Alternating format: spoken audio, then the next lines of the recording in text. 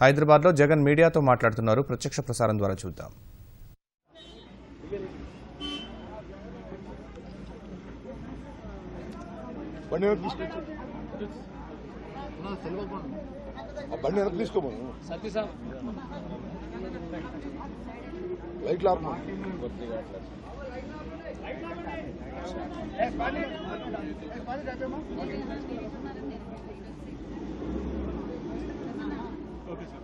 కొంచెమున రమమ్మ తల్లి కొంచెం తల్లి నాన్న కొంచెమున కొంచెం కదా వాళ్ళ పాపం లాస్ట్ టీవీ ఛానల్ ఎవరిదో తెలియదు కానీ పాపం ఇబ్బంది పడతారు. పాపం ఆ లాస్ట్ టీవీ ఛానల్ ఎవరిదో తెలియదు కానీ కొంచెం ఇబ్బంది పడతారు.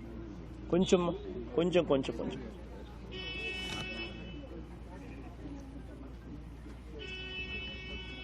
ఈరోజు రాష్ట్ర వ్యాప్తంగా జరిగింది, విశాఖపట్నంలో జరిగింది, అన్నీ కూడా యావత్ రాష్ట్రం మొత్తం చూసేట్టుగా చేసిన అన్యాయమైన పనికి చంద్రబాబు నాయుడు గారు సిగ్గుతో తల దించుకోవాల్సిన పరిస్థితి ఇవాళ చూసాం. అసలు నాకు నిజంగా ఇవాళ ప్రత్యేక హోదా కావాలి అని రాష్ట్రంలోని ప్రతి యువకుడు, ఉద్యోగం కోసం వెతుకుతున్న ప్రతి యువకుడు, చదువుతున్న ప్రతి పిల్లాడు ఉద్యోగాలు దొరక్క చంద్రబాబు నాయుడు గారి పుణ్యాన ఆంధ్ర రాష్ట్రంలో వరుసగా పరిశ్రమలు కూడా మూతపడే పరిస్థితిలోకి కేపీఎంజీ లాంటి సంస్థ, ఆర్బీఐ లాంటి సంస్థ రిపోర్ట్లు ఇస్తూ ఉంటే దాదాపుగా micro small enterprises, micro small medium enterprises దాదాపుగా 1,06,000 మన రాష్ట్రంలో ఉంటే అందులో దాదాపుగా 26,000 మైక్రో స్మాల్ మీడియం ఎంటర్ప్రైజెస్ అంటే చిన్న చిన్న ఫ్యాక్టరీల నుంచి మీడియం స్కేల్ ఫ్యాక్టరీల దాకా అన్నీ కూడా మూతపడుతూ ఉన్నాయని చెప్పి రిపోర్ట్లు ఇస్తూ ఉంటే వరుసగా ఉద్యోగాలు పోతా ఉన్న పరిస్థితులు, ఉద్యోగాలు కల్పించడం కదా దేవుడు ఎరుగు, వరుసగా ఉద్యోగాలు పోతా ఉన్న పరిస్థితులు కనిపిస్తూ ఉంటే పిల్లలకు మళ్ళీ ఉద్యోగాలు రావాలి అని అంటే ప్రత్యేక హోదా అన్నది ఒక సంజీవిని అని తెలిసి కూడా దగ్గర ఉండి చంద్రబాబు నాయుడు గారు ప్రత్యేక హోదా అన్న మాట ఎవరి నోట్లో నుంచన్నా వచ్చినా ప్రత్యేక హోదా కోసం ప్రత్యేక హోదా కోసం ఎవరైనా పోరాటం చేసినా ఉక్కుపాదంతో అణిచివేసే వైఖరి ఇవాళ చంద్రబాబు నాయుడు గారు చూపించిన తీరును చూస్తే నిజంగా ముఖ్యమంత్రిగా ఉన్న ఈ వ్యక్తి, పోరాటం చేయవలసిన ఈ వ్యక్తి ప్రత్యేక హోదా అన్న ప్రామిస్ను, అన్న హామీని ఏకంగా పార్లమెంటుని సాక్షిగా చేస్తూ రాష్ట్రాన్ని విడగొట్టేటప్పుడు ఇచ్చిన ఆ హామీని సాక్షాత్తుగా ముఖ్యమంత్రి దగ్గరుండి వెన్నుపోటు పొడుస్తూ ఉంటే నిజంగా ఇలాంటి ముఖ్యమంత్రి మనకున్నాడు అని చెప్పి అందరం నిజంగా బాధపడవలసిన సమయం ఇది. ఇవాళ వైజాగ్కు పోయి ప్రత్యేక హోదా కోసం రాష్ట్ర వ్యాప్తంగా జరుగుతూ ఉన్న శాంతియుతంగా రాష్ట్ర వ్యాప్తంగా స్వతంత్రం వచ్చి రిపబ్లిక్ డే, మన కాన్స్టిట్యూషను, మన లాసు, మన రూల్సు, మనమంతకు మనమే రిపబ్లిక్గా మనది డిక్లేర్ చేసుకొని దాదాపుగా 68 సంవత్సరాలు అవుతా ఉన్న ఈ టైంలో డెమోక్రసీని పట్టపగలే కూని చేస్తూ ఉన్న పరిస్థితి. రాష్ట్ర వ్యాప్తంగా గాంధేయ పద్ధతిలో క్యాండిల్ లైట్ ర్యాలీలు చేస్తూ ప్రత్యేక హోదా అన్న డిమాండ్ను కేంద్ర ప్రభుత్వం నుంచి రాష్ట్ర ప్రభుత్వం చంద్రబాబు నాయుడు గారికి కూడా గుర్తు చేయాలి అన్న ఆరాటంతో ప్రతి యువకుడు ముందుకొచ్చి గాంధేయ పద్ధతిలో శాంతియుతంగా క్యాండిల్ లైట్ ర్యాలీని చేసే ప్రయత్నం చేస్తే చంద్రబాబు నాయుడు గారు నిర్దాక్షిణ్యంగా కాకినాడలో జేఎన్టీయూ పిల్లలను, స్టూడెంట్స్ను కొట్టడం,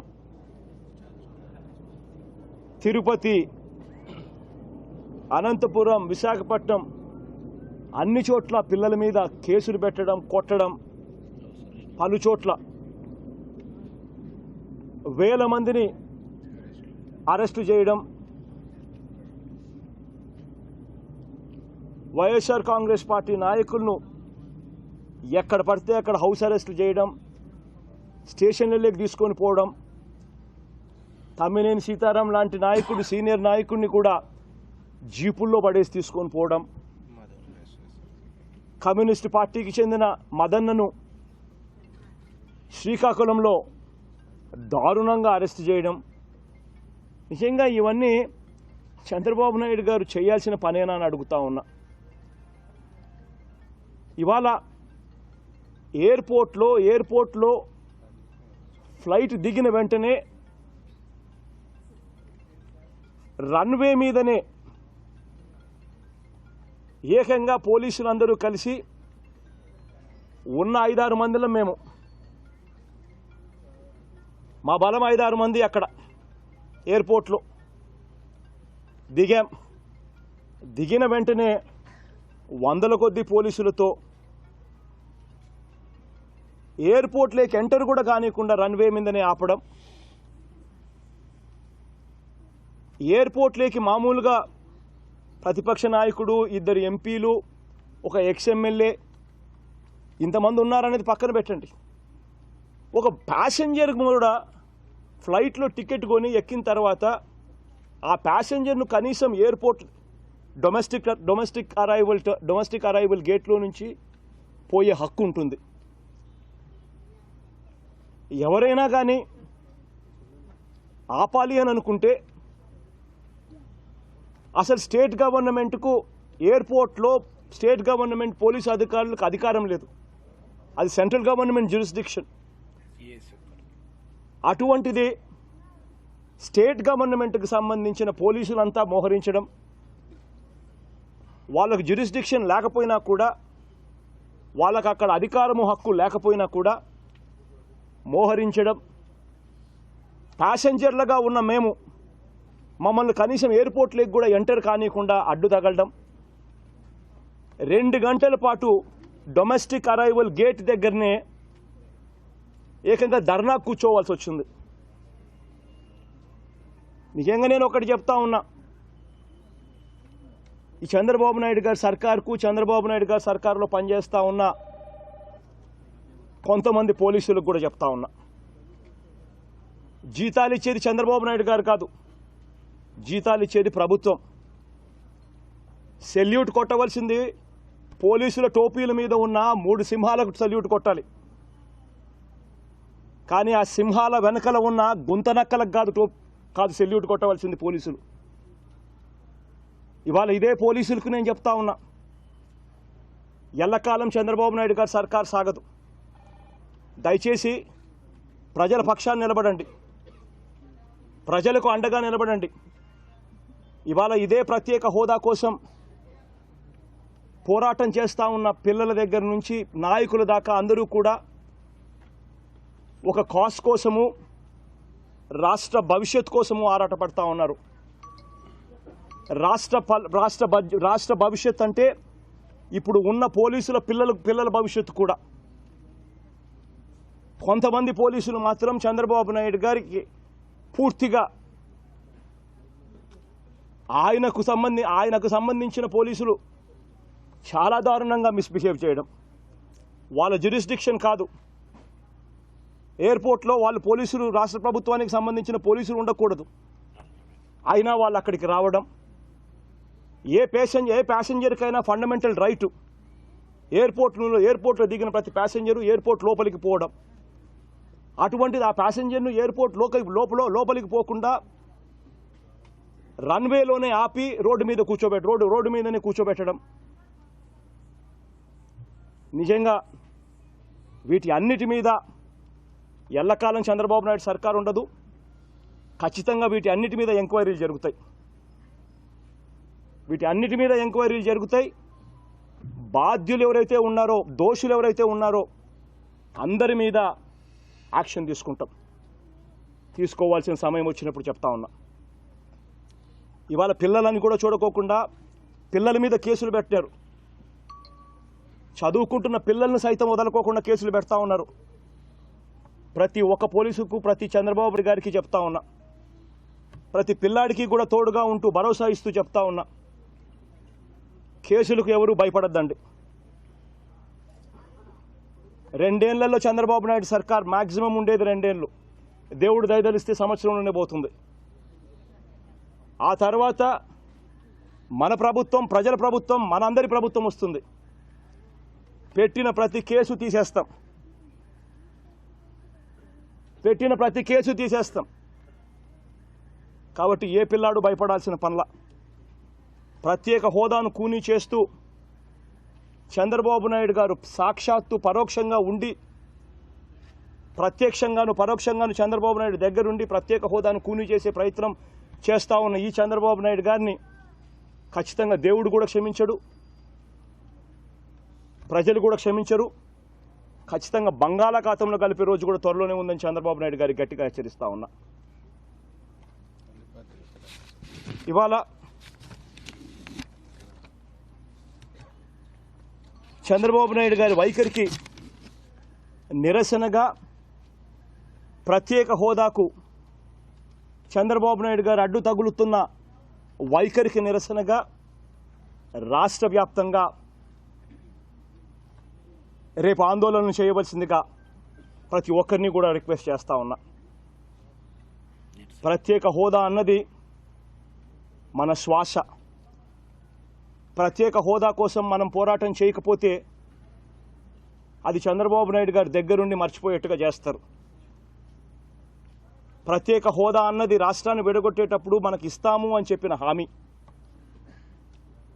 దాన్ని చంద్రబాబు నాయుడు గారు లాంటి ఒక వ్యక్తి నీరుగార్చే ప్రయత్నం చేస్తే ఎట్టి పరిస్థితుల్లో ఒప్పుకోము అని చెప్పి తెలియజేపాలి. ప్రత్యేక హోదా కోసం అందరం కలిసికట్టుగా ఒకటవుదాం. నేను అన్ని పార్టీలకు విజ్ఞప్తి చేస్తా ఉన్నా, ప్రత్యేక హోదా విషయంలో ప్రతి ఒక్కరికి విజ్ఞప్తి చేస్తా ఉన్నా, అందరం ఒకటవుదాం.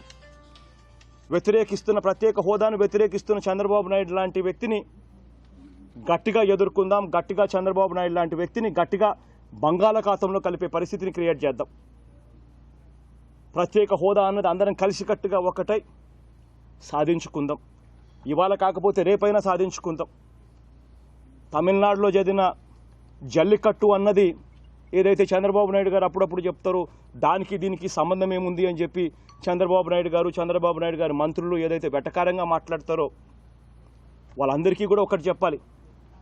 జల్లికట్టుతో సంబంధం ఉందో లేదో నేను చెప్పను, కానీ జల్లికట్టుతో వచ్చిన తమిళనాడులో కలసికట్టుకు మేమంతా కూడా ముగ్ధులమైనాం.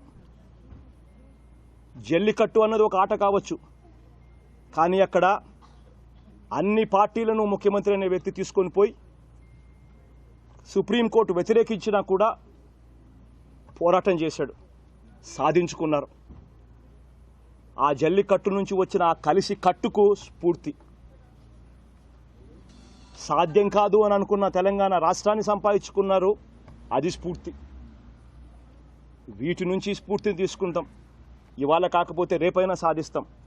కానీ చంద్రబాబు నాయుడు గారి మాదిరి ఒక ముఖ్యమంత్రి ఉంటే చాలు, బహుశా స్వాతంత్రం కూడా మనకు వచ్చి ఉండేది కాదు. చంద్రబాబు నాయుడు గారు లాంటి వ్యక్తి కానీ ఒక లీడర్గానో ఒక పొజిషన్లో ఉండి గాన ఆ టైంలో ఉండింటే మాత్రం ఇలాంటి ముఖ్యమంత్రులు పోతేనే మంచి జరుగుతుంది. జాబు రావాలంటే బాబు రావాలి అని చెప్పి చంద్రబాబు నాయుడు గారు మోసం చేశారు. కానీ ఇవాళ నేను చెప్తా ఉన్నా, జాబు రావాలంటే బాబు పోవాలి అని చెప్పి నేను గట్టిగా చెప్తా ఉన్నా. దీనికోసం అందరం కలిసికట్టుగా ఒకటై గట్టిగా పోరాటం చేస్తాం. Thank you for your support. Sir కేంద్ర మంత్రి ఒకరు చెప్తున్నారు, ప్రత్యేక హోదా ముగిసిపోయినటువంటి అంశం ఏ సెక్షన్ కింద ఏ రూల్ కింద హోదాకి ప్యాకేజీ హోదాకి అన్యాయం జరిగింది చెప్తే నేను స్వయంగా సమాధానం ఇవ్వగలుగుతాను. కేంద్ర మంత్రి కూడా అంటున్నారు.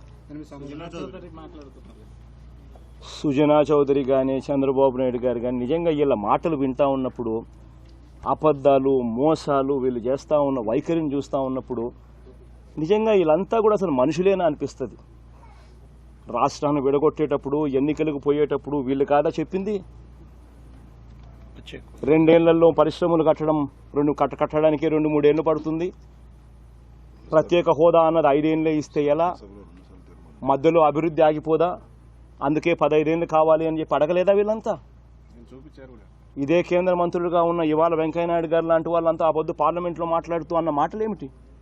పరిశ్రమలు పెట్టడానికే 2-3 సంవత్సరాలు పడుతుంది, అందుకనే ప్రత్యేక హోదా 10 సంవత్సరాలు కావాలని చెప్పి అనలేదా?